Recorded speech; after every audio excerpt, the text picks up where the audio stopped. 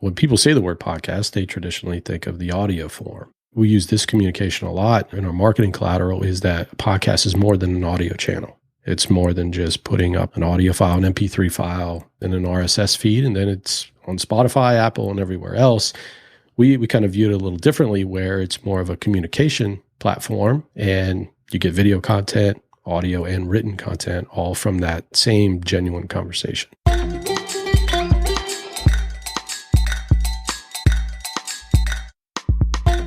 This is Podcast Junkies, episode 284. Welcome back. I'm your host, Harry Duran. Newcomers, it's the one where we seek out the most interesting voices in podcast landia, aka the podosphere, and get them to kick back their heels and talk about their shows and whatever else is on their mind. Last week, great conversation with Eric Johnson. He's the host of Follow Friday. He talks about his time at All Things Digital and the lessons he learned. Lots of valuable insights for podcasters, and it prompted him to create his own small boutique agency as well. And that's something in common that Eric has with this week's guest, Tristan Pelligrino. He's the co-founder of Motion, an agency that helps small marketing teams at B2B technology companies launch a branded podcast in less than 21 days. He's also the co-host of the Recorded Content Podcast, a show for small, scrappy marketing teams who are looking to launch and grow a successful B2B podcast. A lot of you may be thinking, or maybe not thinking, maybe I'm the only one, hey, Harry, don't you have an agency, Fullcast, that does podcast production? What's with bringing on the folks that do the same thing you do? And I made a decision a long time ago that I want to live life from an abundance mindset. And it's in line with some of the changes I'll be making in terms of who I want to work with on the agency side for Fullcast. But I really am tapping into my personal spirituality and this idea of wanting to work with conscious elevators, people who are elevating the awareness and love on this planet, because we are a planet in need of some help.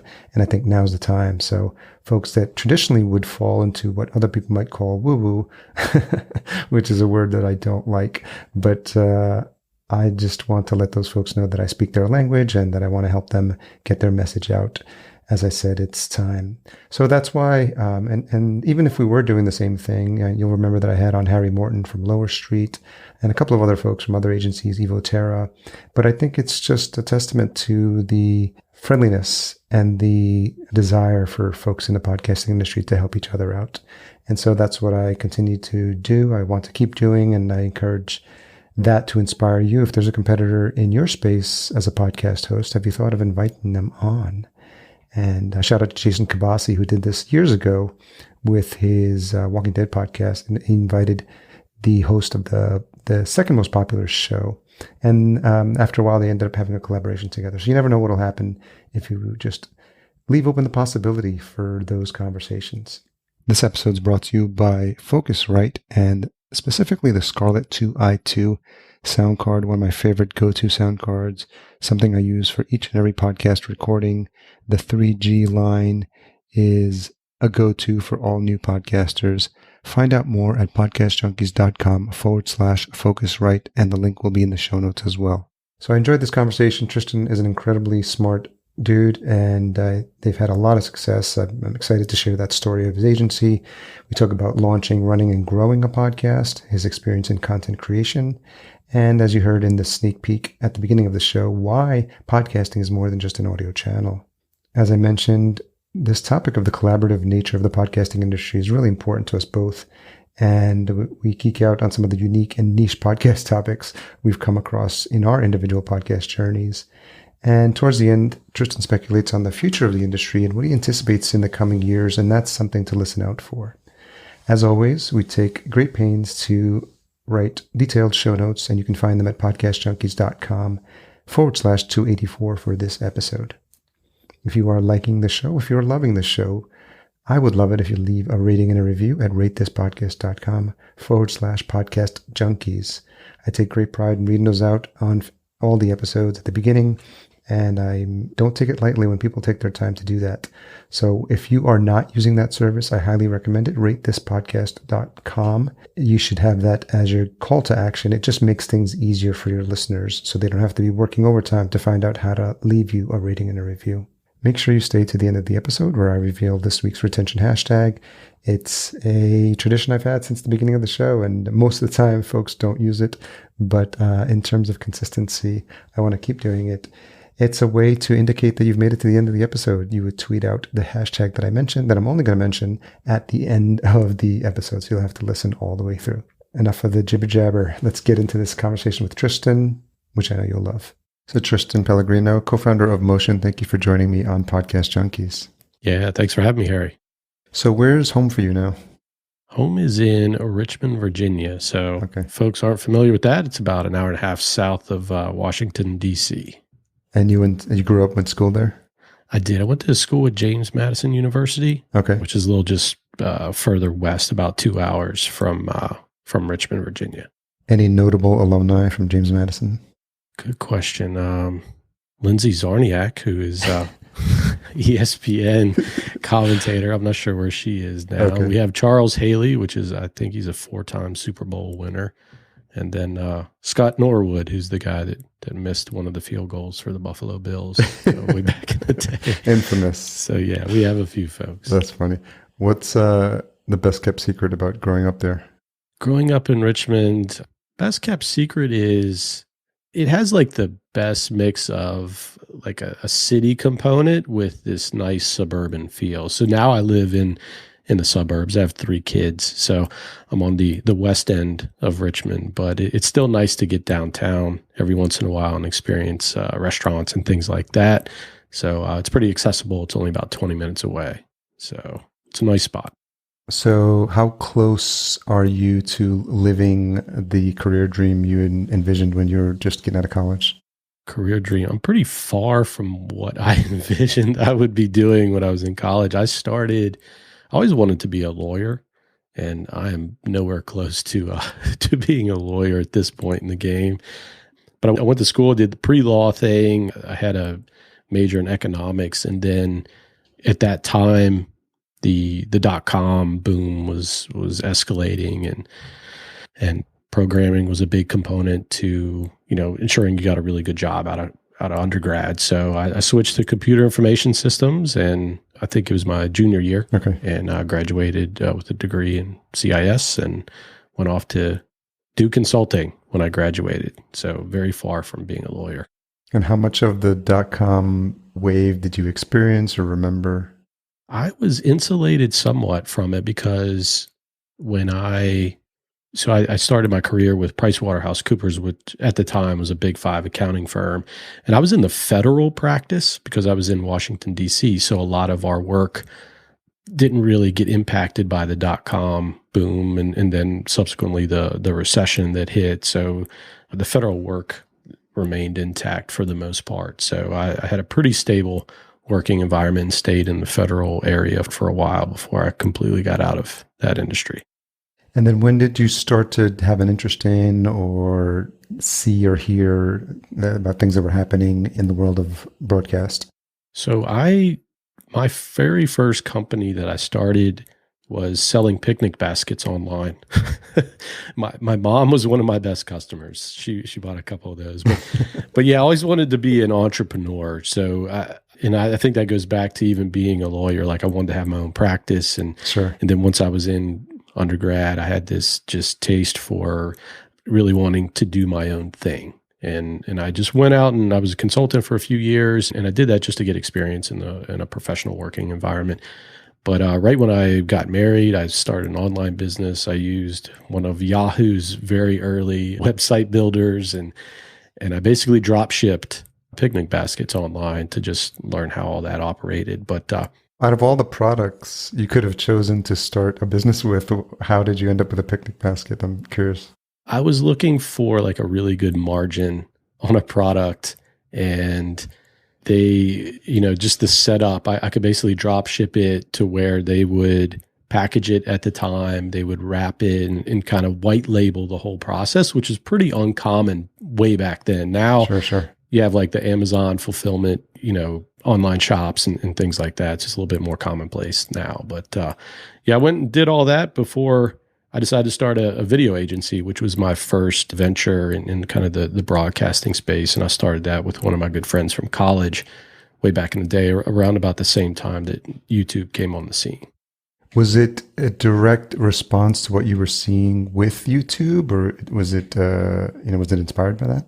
It was kind of this combination. It was like a peanut butter and chocolate moment. My business partner had a documentary style background. So he was just graduating from documentary center at George Washington University. And I had this programming background. That's what I graduated with. And at the time, it wasn't like it is now where you can just embed a video on a web page. You had to develop a whole Flash application to actually render video and play it online. So I came together with him. So he was more on the content side, and then I was on the development side. So we enabled companies to get videos actually on their website.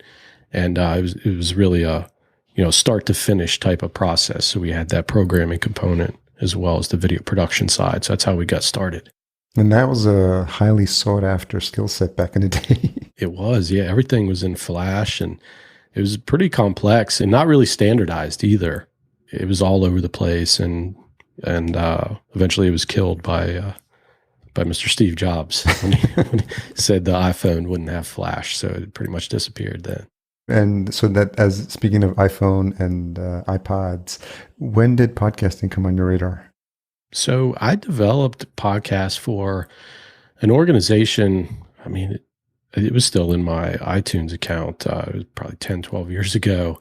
And basically what we did is we would film these keynote speeches every month that were given by project managers in front of an audience of maybe 200-300 people. So it was a live event component. And then we would repurpose that into a podcast format where we had, like an intro and outro and really set it up in the audio format, but it started on the video side. So that was really my first kind of venture on the podcasting side, but I always was leaning more towards the video content piece. And I sold my previous agency to my former business partner, started Motion almost 5 years ago now. And we just felt that really this combination between video and podcasting hadn't really occurred from an agency like ours. And that's really where we evolved to. So we kind of backed into podcasting almost versus some people start with the podcast and add a video layer. We actually were all video, and then we backed into the audio side. And so as you started to work on these shows for businesses, how much of the education was involved? I know 5 years ago, people were aware of video for corporate, but when thinking about video for podcasting, how much of it was education on your side, letting them know either about the opportunities, the potential, and different ways to think about podcasting than they may have already understood at that time? Yeah, education's a big piece to what we do on the marketing side. A lot of our content is really just aimed at, first and foremost, helping our customers. And then we somewhat go upstream and try to get folks that might be interested in a podcast. But you're right in the fact that when people say the word podcast, they traditionally think of the audio form. Yeah. And a lot of what we say, and we use this communication a lot in our marketing collateral, is that a podcast is more than an audio channel. It's more than just putting up an audio file, an MP3 file. It's in an RSS feed, and then it's on Spotify, Apple, and everywhere else.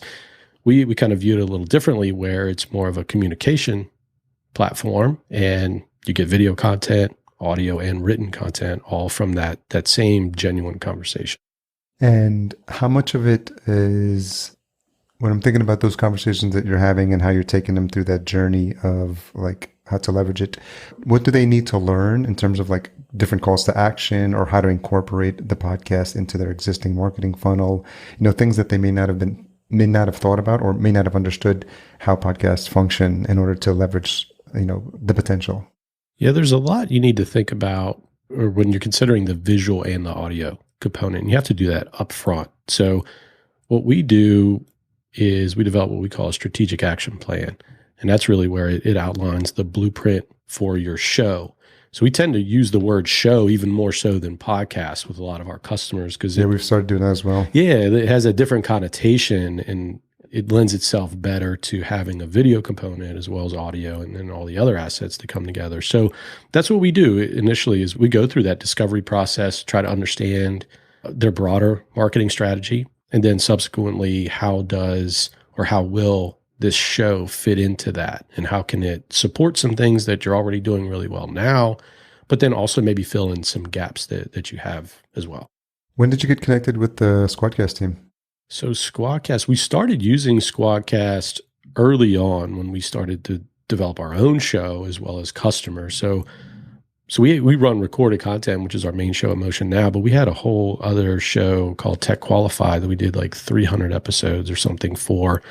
And we used SquadCast solely for that. And it was mostly audio because SquadCast just had video, I think, in January or February of this year. So we were just doing audio piece, and then our customers are actually asking more for the video component too. It's like, hey, you guys do a lot of video, and our customers are asking for video. We need video mixed in as a communication mechanism, on our side. So we just had to figure it out. And so it was really serendipitous because SquadCast was rolling out video on their side. And I actually had Zach come on, I think, shortly after they had rolled out video on SquadCast. So, it was a nice time to bring him on. He was actually the first guest of our new show, Recorded Content. So yeah, it was a good fit. It was great timing. Yeah, I met the guys in 2016 and started working with them, and they brought me on as their founding advisor in 2018. And it's been really interesting to see just the journey, obviously new competitors in the space, but also the importance that people who are serious about podcasting are putting on the quality. And obviously that speaks to the audio and now with the video. And I think you could early on feel like you could get away with subpar audio and not even thinking about the video. But are you seeing this more and more, that as you're having conversations with prospects or with clients, that they are aware that it seems like the level of production is definitely getting better and better? Yeah, for sure. And that's why we gravitated towards SquadCast. They just always have a commitment to that quality level. It was initially on the audio side for sure, but then the video is now a big piece of what they're doing as well. And it's funny that when I had Zach on Recorded Content, he mentioned that time that he met you at the conference and how everything kind of started for him, because they didn't have a podcast going. He created SquadCast out of this need for better audio quality. He's like, how does nothing exist other than Zoom? So yeah. He talked about that story. And that's one of the first times I heard about you. So, but yeah, the quality piece is big, because a lot of what we do downstream on the post-production side with video, if you don't have that good quality video in a raw format initially, it's much harder to work with. And then folks like you that have been working with video for a long time, I'm sure there's been feedback you've been providing to SquadCast, because I know they're open to that sort of stuff, especially coming from folks that know what they're looking for and know what to be on the lookout for in terms of quality and resolution and anything that might crop up when you're trying to record at this high level for this extended period of time. Yeah, SquadCast does a great job on the community side, which is also very unique, I think, to just a technology company, SaaS-based company. I mean, they have Facebook group, they have Slack channel, they have consistent like Zoom meetups and things like that on their side that really just provide all this different communication and all these different ways that you can really keep tabs what's going on, because they release a lot of updates and there are a lot of improvements that they're putting out there. So they're shipping all kinds of new stuff. And so, you almost have to keep up with a lot of what they're doing on that side. And we have to as well, just because, if there's a change in the UI or some functionality and our customers aren't aware of it. So we have to really be in tune with what's going on. And it's a lot easier for us to work with a company like SquadCast because we trust the information that they're sending out. So that way we can communicate to our customers. If that doesn't exist, it creates some friction there with the folks that we work with. Yeah. Be interested in your thoughts on just the podcasting industry as a whole, because I've heard several times from folks that are new or that are coming in that are indie podcasters or companies moving into this space, the sense of community overall. And obviously there's different tiers or levels, whether you're indie podcaster or what we call the procasters. But I'm wondering what your experience has been, because coming from other industries, for example, my partner is a photographer. She would go to photography conferences, and she noticed a big difference when she would go to podcasting conferences in terms of everyone's openness to support each other, to share resources, to just communicate and collaborate together. And I'm wondering what that's been like for you as you've been spending more and more time with the community. Yeah, it is. It is unique in the way that everyone is so collaborative. I came up in the video production industry, so I have, and I would say there's a lot of similarities there, because on the video production side, it takes a village to put a video together. You need directors, producers, you need cinematographers, you have editors, motion graphic designers. If you're not able to work with other people, it's really hard to get to the finish line. And I feel like podcasting has a lot of that as well. It's not as dynamic with all the, video components and things layered on if you just have a true podcast, but there's still this collaborative nature that's involved. You need to edit, you need to write. It's a creative process. And I feel like with a lot of creative projects, you're going to find a lot of that collaboration that's involved in that community aspect. And that is one of the things I really do like about podcasting. The competition isn't necessarily there. Even if you have a show that's closely aligned to yours and it has a similar audience, rather than feeling like a competitor, it's almost like, hey, how can we work together and maybe help our audience in different ways? So I feel like is a lot different than other industries that you might see. And what's your overall take about where the industry is headed? There's always talk about the seminal milestone moments in podcasting when Apple had the podcast app as default on the iPhone, obviously Serial, there's a Joe Rogan wave, there's various waves. And I think overall for industry, it's very helpful when you see the Edison Research report and you literally see for 15 years the awareness of the word podcasting, of how many shows people are listening to on a consistent basis. I'm wondering, as you track that, as you see that more and more, what your thoughts are about where we're headed and the opportunities that are still out there. Yeah, from what I've seen, like back to earlier in our conversation, when the first podcast I rolled out was like 10 years ago. So there is this notion of podcasting is growing, it's a trend, but then there's also this component that it's been around for so long. I mean, how long have you been involved in podcasting? Like it's 2014. Yeah. 20, yeah. So a long time. And I feel like it has been growing steadily, which is good because I think the medium is here to stay for a very long time. And you'll see different trends come and go. I mean, Clubhouse is an example where there was this social audio piece that was very big. And now we're seeing that rolled out into other platforms. And there are always unique ways to handle audio content. But I feel like just genuine conversations as really the foundation will always be a part of either the indie creator or even on the business side as well. How have you grown as a podcast host, having podcasted for so long? Are there things that you look back and cringe at when you think about those early days of podcasting? I'm always learning new things.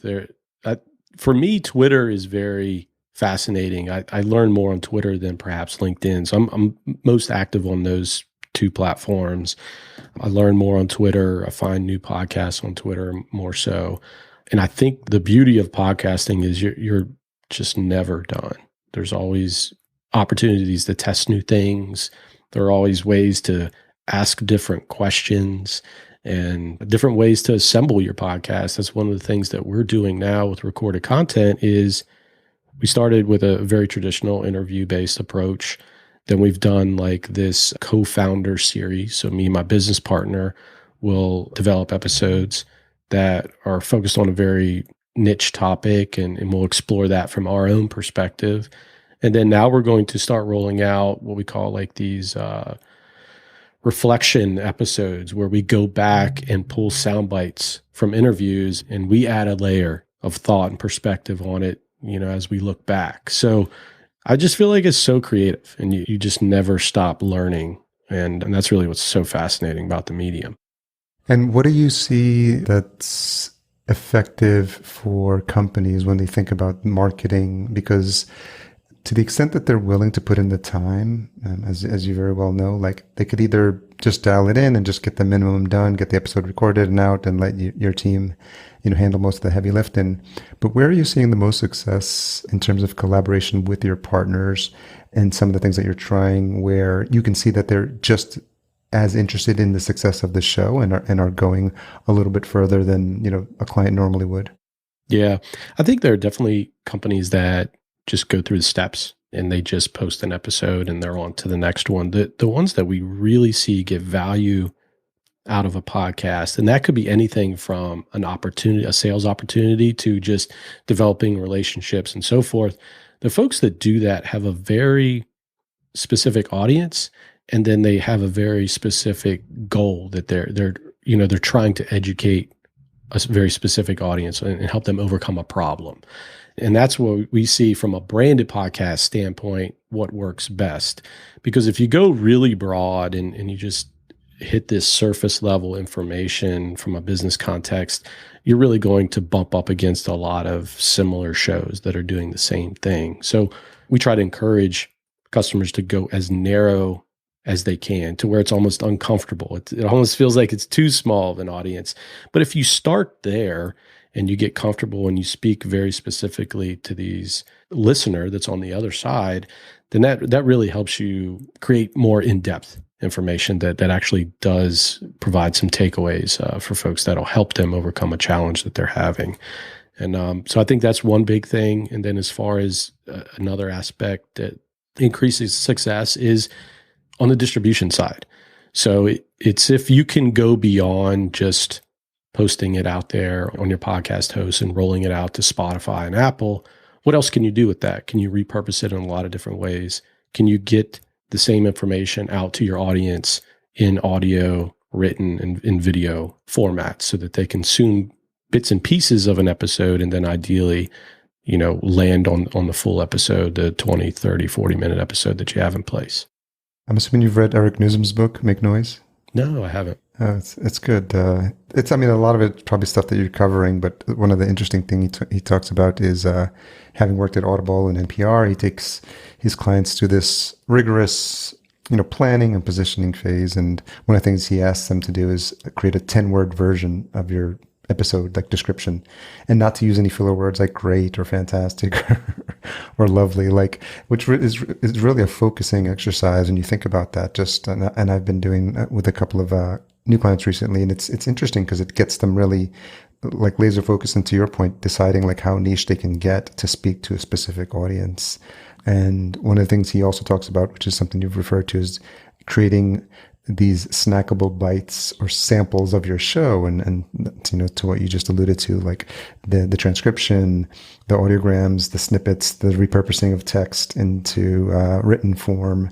I'm sure you're doing snippets of the video as well. I think we assume people consume the content in one particular way, but everyone has their preference for how they consume content. Some need to actually physically hold paper and read it, and some people are fine just listening, and some people love the visual. And so I think speaking to creating content that speaks to all those, I think it is helpful. And I feel like it's an education process for clients as well, because they may just think there's only one way to distribute it and not realize that they're missing a bunch of other opportunities. Yeah. And Harry, before you came across it's the big noise. Is that right? Make Noise. Oh, Make Noise. Yeah. Before you came across that, like how were you getting folks that you were developing shows for? How did you get them to narrow in on that audience? It's the same thing to what you were speaking to, because I've been working with like a business coach right about the time I started the agency, and he's like helps you scale your coaching, but there were a lot of things that were in there, specifically this idea of niching down. So that's been kind of like ringing in my head since 2015. And they always say when you think you're niche enough, go one level below that, because you're probably not going deep enough. I'm wondering, what's the most niche topic you've come across? We did a promo actually for SquadCast. Okay. They interviewed a couple that had a dinosaur podcast. Oh yeah. They've reached out to me. I think I'm gonna. We've been scheduling emails. It has to be the same one. Is it? I know Dino, circle. I think. Yeah, Dino. Yeah. Hello, Dino. Yeah. Yeah, fascinating. There was another one that I came across. I had a post on LinkedIn about it. It was goodness, it was like about salamanders or something. It was something I think I crazy may like have heard that. about that one as well. Yeah, and I think the gentleman had, I don't know, over 100,000 downloads over a period of a few years. It's just like, how in the world does something like this exist? There's these pockets of just, interested folks in very specific topics. And if you can find it, it's great. A couple of years ago, I essentially did a thought exercise to see if I could create my own client. And I had read Peter Diamandis' book Abundance, and there was a chapter on vertical farming. So I did the research, saw that it was like a growing industry. So I launched the Vertical Farming Podcast. And I mean, SEO friendly, that's literally the name of the show.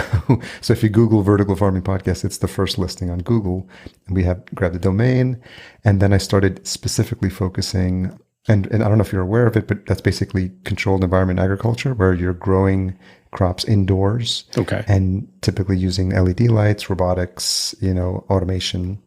You don't have to. It could be anything from a shipping container to just a, 100,000 square foot space. And there's a variety of companies in space. But since I wanted to learn about the industry, I focused on CEOs and founders only for my interviews. And now we're 4 seasons in. Every season I've had a sponsor for the show. I had a sponsor before I even launched the show. So, but it just kind of just coming back full circle to the idea of like, pick a specific industry niche. The other layer that I added on top of it is to see, was there money coming into this industry, and was there people with marketing dollars to spend? And when you see a lot of VC money coming in, you know that there's folks who have marketing dollars burning a hole in their pocket. So, and this was right around COVID, and I was asking them like, what are you paying for these booths? And they're like $20,000 for these booths. So, I came in at about half that to start off our season long sponsorship packages, and they immediately took to them, which is interesting. Just going through that whole exercise, building up social media platforms like 3 months before I launched. So, and seeing the uptick, it's like the LinkedIn group we have on the group I created on LinkedIn for vertical farming now has like, I think close to 3,000 followers. So it's been fascinating. And and then now people are coming to me saying, hey, can you interview this journey to learn about vertical farming with you? And so I'm asking questions, as a newbie sometimes, and I'm like, oh, for the benefit of the listener, Tristan, can you explain what that concept means? And it's been a really fun exercise. It's really resonated with people coming into the industry to want to learn about it, and companies also seeing it as a great platform to highlight the leaders in their space. So it's just on all aspects, it's been interesting. I still haven't figured out if I can replicate that, which would be fascinating to try and do, but it's, again, speaks to a niche. So that idea came from a book that you stumbled upon? It's called Abundance by Peter Diamandis. Interesting. And it's about all these future technologies. And I love watching, like reading newsletters about future trends. There's a website called opportunities.so, I believe, which it's a trends newsletter. And, there's so many niche industries, like solid state batteries, for example, like for cars. And if you think about it, if you created a show specifically like that niche and you did some research, so there's a couple of Venn diagrams that need to be happening at the same time, crossing through at the same time. But is it an industry that's getting, a lot of visibility? Is there a lot of investment coming into the industry? And, if you made it that niche, we're working on acquiring sponsorship for a life sciences company as well, because they're already having success with their show. So they're at the point where they can take the next step and start to look for sponsorships. So it's been fascinating. And I think, you may have discovered this as well, but companies love the opportunity to talk about their services on shows that are specifically niche and narrow in terms of their audience and topic. Because if it is a very narrow topic, that the folks that are on the other end, if they're invested, it's so specific that they have to be in tune with what your company or the services that you're offering. So it's not even a question of, will I be able to reach some of my audience there? It's like anyone who listens to it will be related and it'll have an impact there. So that's a great story. And I mean, is that the only show that is really developed out of that, just like seeing it in a book, or how's that work? Yeah, I mean, just if you think about from concept to launch, I mean, I guess that's our homegrown show, if you will, because we essentially I had it as an idea and then thought about the first thing I need to do is start to build up a little bit of a presence on socials. So I got Vertical Farm Pod on Instagram, on Twitter, and then I created, like I said, the LinkedIn company page, because it's been interesting because of the industry. A lot of activity has been happening through LinkedIn. So now it has me thinking about like creating a weekly newsletter. Obviously, we know about Pod News, James Cridland's inspiring daily newsletter, but I see that model, right? And I'm like, oh, interesting. Could I replicate that in vertical farming with the connections that I have that I've been building up? So it's been interesting to think about how to, spin out something similar, but it's just been fascinating to see how that influence from having the podcast as the base has grown. So now we do a weekly newsletter, Vertical Farming Weekly, and I'm always mirroring what James is doing. So I'm like, he's got pod jobs. I'm like, could I do vertical farming jobs? And then each one could be circular in terms of promoting. So, the podcast could promote the newsletter and the jobs board. The jobs board could promote the podcast and the newsletter, and vice versa. So it's been interesting and fascinating. And it's just something that's another side project, because I never cease to think of new ideas, but I need to sort of standardize it at some point to get someone else to run it.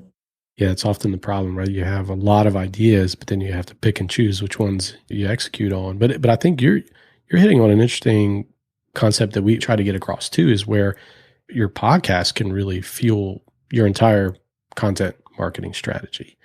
And that's really what you're talking about here. You started the show in this very specific lane, but now you're branching off and building all these other layers of content that stem off of that. And that's interesting because people don't think about a podcast in that way. Once again, a lot of folks just view it as they're checking the box. It's an audio format, but you're able to use it as a way to listen to this very specific industry, folks that are intimately involved in this industry. And you're like in tune with the marketplace. And then that allows you to develop things from there based on what you hear and learn yourself, which I don't think people put enough value on that when it comes to their own podcast. Yeah, I don't. It's almost like a leave no stone unturned mindset. Like when I started Podcast Junkies, I still had my consulting job. So I did everything myself. I mean, I literally, from the artwork to the website, to editing, to the show notes, to creating all the social media channels, creating all the social media graphics, tweeting and posting, like everything. It was me booking the calls, having the interview, doing the follow-up, and then communicating to my guests after. But all these things were great because I understood, like, man, I would love someone to take all this off my plate for me. So that's how we started to build a done for you offering. But then having the podcast, continuing the podcast, keeps the saw sharp for me, because I want to be the best I can be in terms of an interviewer. I always want to make sure that I'm learning new things about how to do better interviews, how to have better engagement with your guest, how to connect more, how to do a better follow-up, and all that makes me a better podcaster, which in turn helps me, be a better coach and be a better, agency for our clients, because it's changing so much. And I think we've seen companies come and go in the space. We've seen almost every URL with the word pod be claimed already at this point. But as my marketing brain kicks in, I've also looked at that. And so like a year and a half ago, I started tracking all the companies in the podcasting space. And now I'm launching with a partner, the Podosphere. So the podosphere.com is essentially going to be like a marketplace for the, probably we're about at 600 companies now that are directly connected to being in the podcast space, and just creating sort of like a Yelp, marketplace where people can come in, review services, give feedback, and then companies can claim a profile page and all that sort of stuff. So it's been fascinating because I'm so connected to what's happening, because anyone who looks at James' newsletter, whether you listen on the podcast or you read it daily, sometimes they're just surprised. There's so much activity happening. Some new podcast sold is the latest company I just saw today. Yeah. So. That's the project that you're talking about, because you also launched, what was it, like a podcast recommendation? Any podcast recommendation. Yeah. So it's interesting because I've always tinkered with technology, and I've always been naturally curious. And so I signed up for On Deck, which is it's almost like online education cohort. So they've got 20 different areas, and one of them is no code, which is like using tools like Airtable, Webflow, Bubble. There's like 40, 50 companies that are making it really, really easy for you to build sites without knowing code. And this was their initial cohort on deck, no code 1. And so I signed up. It was a 10-week program, and they don't necessarily teach you the basics. They just give you overviews of it, but they help you iterate ideas. And I was able to work on this idea that I had for the Podosphere, which had been sitting around, and I almost had paid someone to create an MVP for me. So essentially what I was able to do was I pieced together Webflow, Airtable, a tool called JetBoost, and Power Importer, essentially bundled it all together and came up with the MVP for the Podosphere, which is essentially like a marketplace, like I just described. And so that launched, and then it sort of stalled for a bit. But now I'm working with Brad Nolan, who's previously been working on another startup called Podcave. And we're sort of teaming up together to get this launched now, which I'm excited about because it's been stalled for a while. Yeah. No, I love that. Yeah, there's just so many of these little needs that you find in the podcast space. I was speaking to any podcast recommendations, so I knew the no-code tools, and I sort of had them, and it's a really powerful skill set because I always wanted to learn code. I never made it past basic and maybe a little bit of Pascal, which is probably dating myself. I learned COBOL in college, so I'm dating myself. So, and I used to play with Dreamweaver when that came out, learning how to build websites. So I always love to use the tools and jump in and learn. And but the beauty of no code is it's works visually, which is the way my brain works. And once you start to get into the code, anything beyond a little basic HTML and CSS, and I'm just like, okay, let's leave this to the pros. But I was watching, and we talked about being on Twitter, and you just can't help seeing like any podcast recommendations, and I'm just like, for real, because when you first see it, you're just like annoyed. You're like, are these bots? I was like clicking into their profiles. Some of them didn't have photos, and I was seeing how many followers they have. And I would have messages with like Brian Barletta and Ariel and be like, are these bots? Like, what's going on? And then I think I must have had like an extra glass of wine or something like that, because I was just looking at Twitter and I was just like, is that domain available? And so I grabbed any podcast recommendations, and I'm like, okay, I'm only going to work on this like one day, like 4 to 6 hours, and then whatever I get done, I get done. Put some guardrails in place. Yeah, because KP, who's the director of the On Deck no code program, he's always got this like, ship it fast. He tells the story of how he shipped these 10 products over the course of like a couple of months. So I was like, okay, I know Notion, I know Gumroad, and I've got Airtable. So I basically kind of like bubblegum and Scotch tape pieced it all together. I pasted it into the Notion page, and that's what I launched with. Probably, I think I did it in about 4 hours. And then I tweeted about it, and then within 24 hours, I got like 10 signups, which was incredibly like validating because it's the first time I ever shipped something that quick, iterated, and got compensated for it. So it's been fascinating.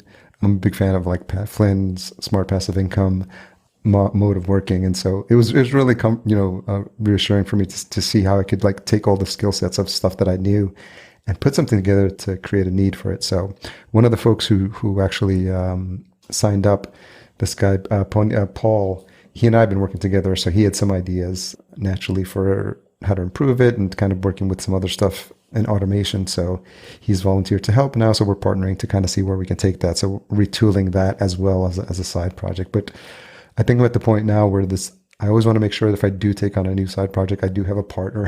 Yeah. It's not solely on your shoulders. Yeah. Because I have no shortage of ideas. That's the thing. I'm curious, Harry, how do you feel about podcast discovery in general? Because obviously you have on Twitter all these people asking whether they're bots or not. It's still an interesting question. How do you feel about it? Yeah, I don't think anyone's cracked the nut yet. And I think people still talk about like, they're just replicating a version of what's existing on Apple. Like they naturally all start with the podcast categories. And I don't think, that's not how I look for shows.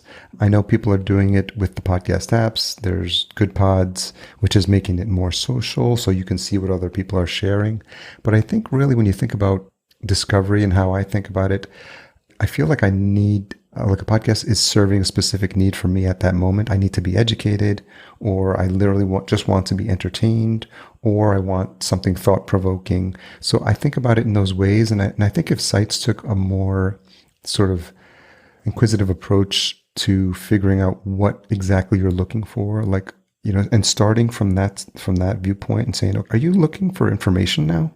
Like, do you have a specific question you need to answer right now? Sort of like, because when you go on YouTube, how do I start typing that? And you'll see what people are searching for. And when people go to YouTube, like they need something 9 times out of 10, like, and they want to fix, they're asking a question. They want something solved, like in the moment. Like, how do I change the battery on my son's car or something like that? They're looking for the video or the PDF that'll give them that. And I think I don't see that equivalent. I know there's a couple of companies that have come up, like Verbal recently, which is trying to be the YouTube of audio. Another one, Audia.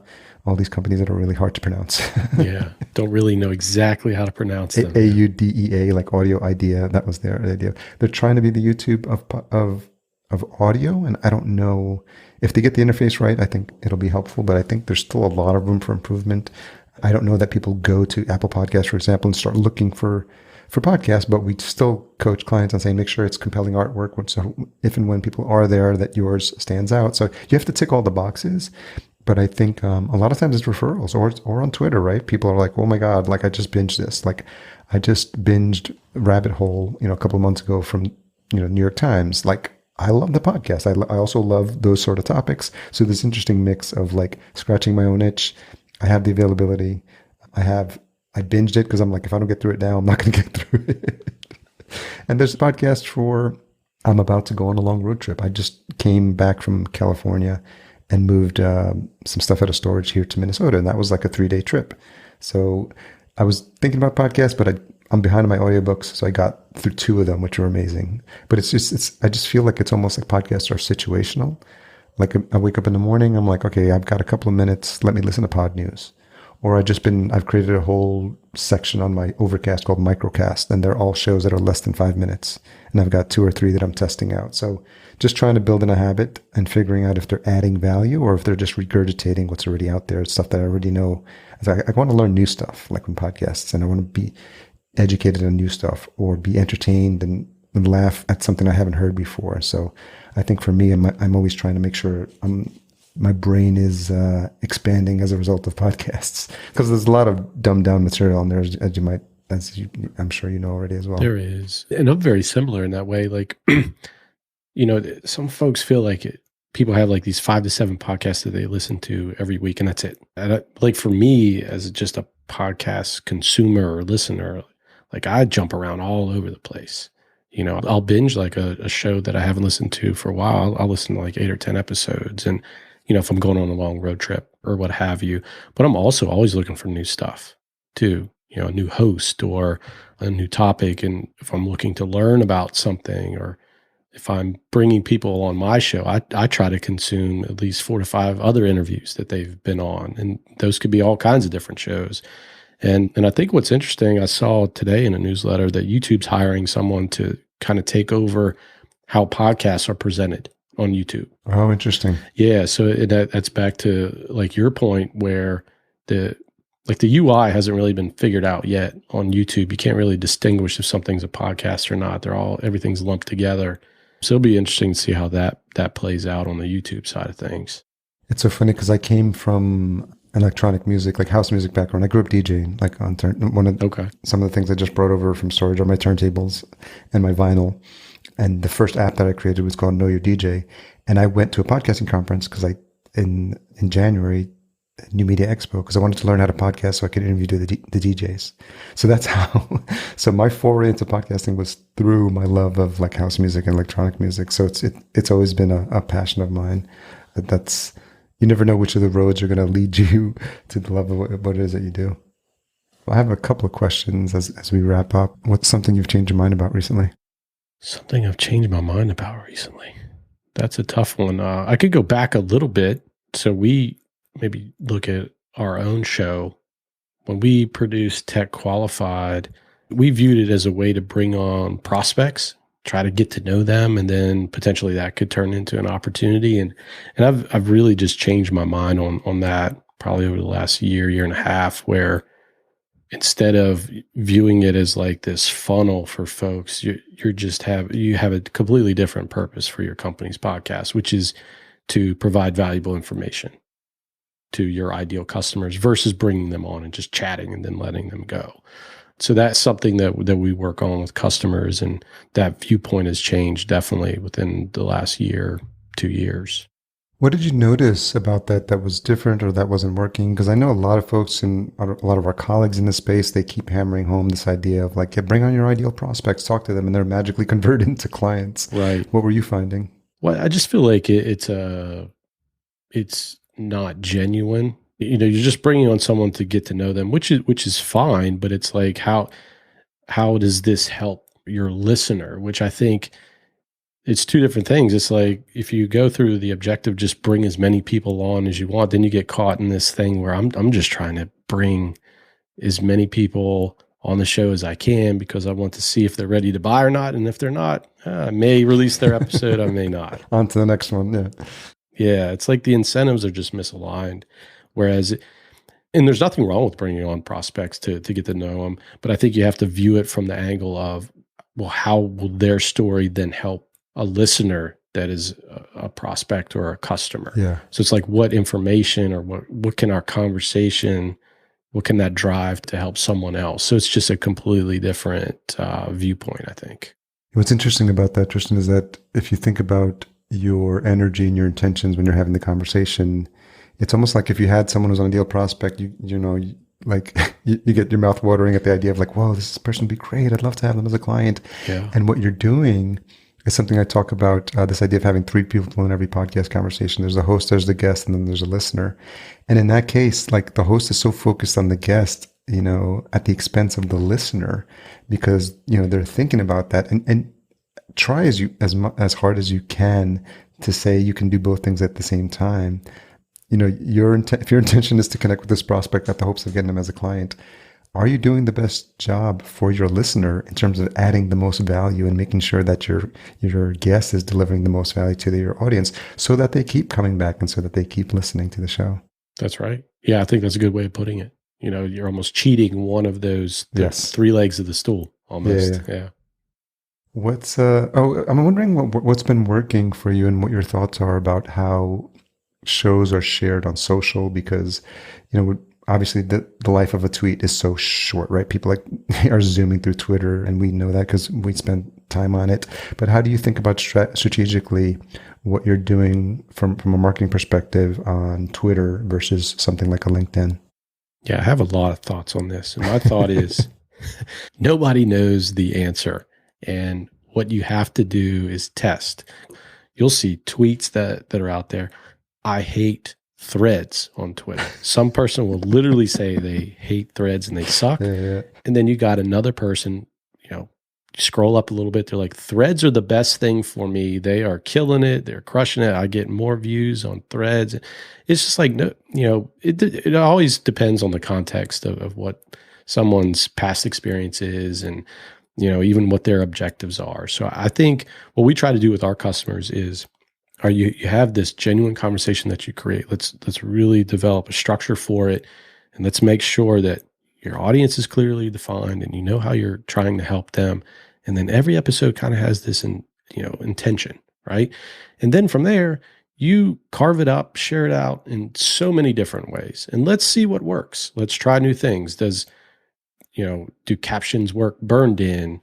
Do we need to have a square format on LinkedIn or 16 by 9, or there's just no real answer. And we'll have customers come to us all the time. They're like, the quote cards just aren't working anymore. And then they'll have a post the next day where it's like, I don't understand. That's the most shared episode we've ever had. And it's like, there's so many variables in play. Sure. You just have to test everything and constantly evolve too, because what you figure out now this week may not work 3 or 4 months down the road. Because you're at the mercy of these social algorithms, right? For sure. Yeah, and they change it all the time. But what you can do consistently is just develop good information in the conversations that you have. Are you a fan of the trackable links like Chartable Smart Links? Well, I had Dave on recorded content to actually uncover that a little bit and figure out when it makes sense to do that. And based on our conversation, you do need a certain amount of downloads to get some of that information back with those clickable links and things. And for some of our customers, they're not even at that threshold to where it makes sense from an attribution standpoint. So did he say a number that made sense? Is it like 5K? Yeah, I think it was like 500 or 1,000 downloads per episode. Like once you get there, then that makes sense. They have enough room to really gather the data that they need to overlay some of the stuff from Clearbit and things like that. So, but I think it's good to track stuff, UTM codes and things like that you're sending off. That always gives you information, but I don't think that should always drive everything that you do. Yeah, makes sense. What's the most misunderstood thing about you? I don't know if you ask my wife, that might be a different answer than the one I give. Let's see. The misunderstood thing might be that I'm pretty patient. I mean, I think on the surface, I might look to be very patient, but I'm calm voice. Yeah, but I'm extremely impatient. I'm like type A, and that's really, bitten me in the past, where I just, I don't like things that don't move, quick enough. I like to see some result, at least a little bit of incremental change, so that I get some encouragement and move on. And sometimes I pivot too quickly. So, some folks might not see that on the surface. How have you changed the way you handle those sort of things? I know for myself, I've tried to build in a daily morning meditation practice. That's been helping. Well, I think we went virtual. So Motion went virtual about 1.5 years before COVID. So good timing. Yeah, we had an office downtown Richmond, 6,000 square feet, had all our employees in there. And then we just completely changed our company to a virtual work environment, because we started to work with people all over the world. And it's like, why are we doing this? We're restricting ourselves, talent within a 20-mile radius, and it just doesn't make sense for where we're trying to go. So we made that adjustment, and it's really helped us and helped me, have more of a long-term view. So, I'm able to step back and kind of look beyond just next quarter. And I think, as we went remote and we started to look more long-term at our business, that has helped me with my impatient nature, where it's like, all right, I kind of feel comfortable now. I do work from home, and all of our employees work from home, and, we're able to take some of those breaks during the day and, walk the dog for 20 minutes. And I'm able to go to see anything that my kids are doing. I have 3 kids. They're always doing stuff. And I can build a much better schedule around that, which wasn't possible when I'm driving downtown and there all day and have to come home and rush hour traffic. So it's been wild, because I've had the business since 2015, and then even when I was doing the consulting, I was still traveling a lot, and so I wasn't in a cubicle. But when I think back, I was 20 plus years in corporate, in an office, showing up at 9 a.m. And sometimes I tell my partner sometimes those habits are hard to break, because if I'm not at my desk here at 9, I almost feel a little guilty. I'm just because in the office, your coworkers are there, and you're you know exactly what time everyone's showing up to work. That's right. But I think it's really rethinking, the idea of the 40-hour work week and the 9 to 5, and we don't all operate that way, and people have different sleep cycles and different energy their energy peaks at different times during the day. And I think it's being more open to realizing that and letting people work in their natural rhythms. And as long as they get the job done, I think it's been something that's been helpful for me to realize. And as we work with our team, but it's been fascinating to see the change, and no bigger push into remote than COVID having everyone force you into it. That's right. So it's great to see that you got ahead of the curve. Yeah. Just lucked out in that situation. That's all I can say. Well, Tristan, the time flew by when you start geeking out on all things podcasting. That's right. I'm sure that happens with every episode that you do. Yeah. It's just fascinating. There's so many interesting people doing really good work, and some of them are doing the same work we're doing. But I have an abundance mindset. This pie is so big. There's so many different slices of it. Just as people, there's niches that you serve, they're different than probably ones that we serve. And I think at the end of the day, I have this mission of helping 1 million people find their voice. And the more people that are helping people create quality shows and tell their stories, because everyone's got a story to tell, and I think it's just a function of folks like us that can get it out of them, because sometimes they've never had a vehicle for how to tell their story. And so I applaud you for all the work that you're doing. Congratulations on your success. It's been great to get to know you and have you as more than just the Twitter handle that we engage with. I know. Remotely as well. Yeah, likewise, Harry. I appreciate having me on. Like you said, see you on Twitter all the time, and I learned about you from Zach in an episode we did with recorded content. So nice to meet you here in person. And we'll get to a conference soon. Did you make it to Podcast Movement? I didn't. Okay, me neither. It's on the radar. It was kind of on the fringe as to whether I would travel or not. Still haven't really done that as much. But yeah, hopefully next year things will look a little better. Yeah, I'm looking forward to Expansions, which is their sort of pro track in LA in March. And then PodFest, which is another favorite of mine in Orlando. And then Podcast Movement, which would be returns back home to Texas next year, which will be fun again. Awesome. Yeah, hopefully it works out. So where's the best place for folks to connect with you and to learn more about Motion? Yeah, two things. You can reach us at motionagency.io. That's our company's website. And then if you like podcasts, which you probably do if you're listening to this, you can check out our show for B2B tech marketers. It's recorded content. Thanks again, Tristan. I appreciate your time. All right. Thanks, Harry. So thanks again to Tristan for coming on the show and sharing his story. Never, never, never take that for granted that people are spending a portion of their day to have a conversation with me.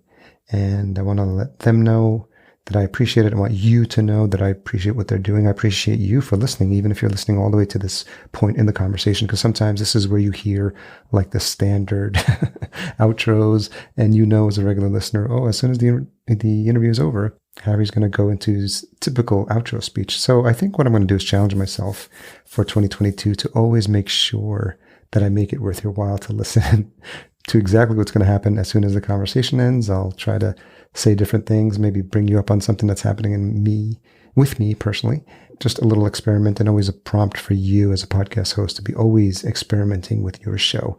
You always want to keep your listeners engaged. You want to recognize, as I recognize you listening right now, that this is a journey that we've been on together. Some of you for many years, and some of you just with this episode. So I think that's really awesome, and it really keeps me inspired to keep going.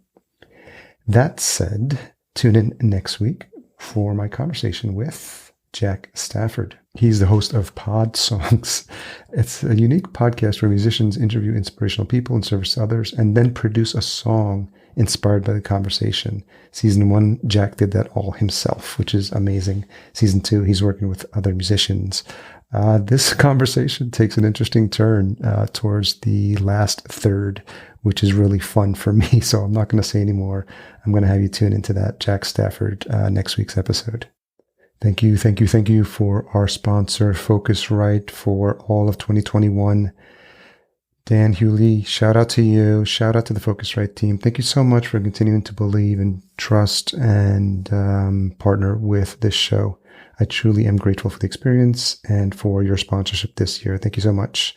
Make sure you check out their full lineup of gear at podcastjunkies.com/Focusrite. If you've ever been in the space for new gear purchase and you are a fan of the show, there's no better thing you can do for the host than to support the sponsors that we love and that keep the show going. So podcastjunkies.com/Focusrite, Focusrite,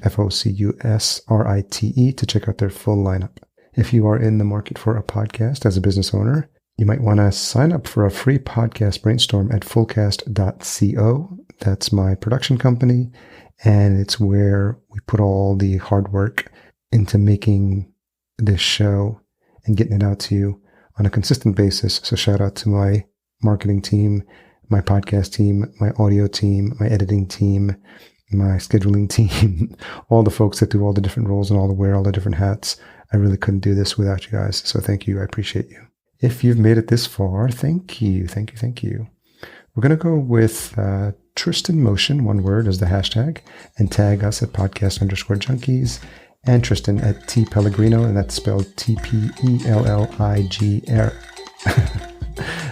TPELLIGRINO. There you go. I'll leave that in there as well, so we keep it real here. If you want to do that on any of the socials, that would be great. That's the Twitter, podcast_junkies.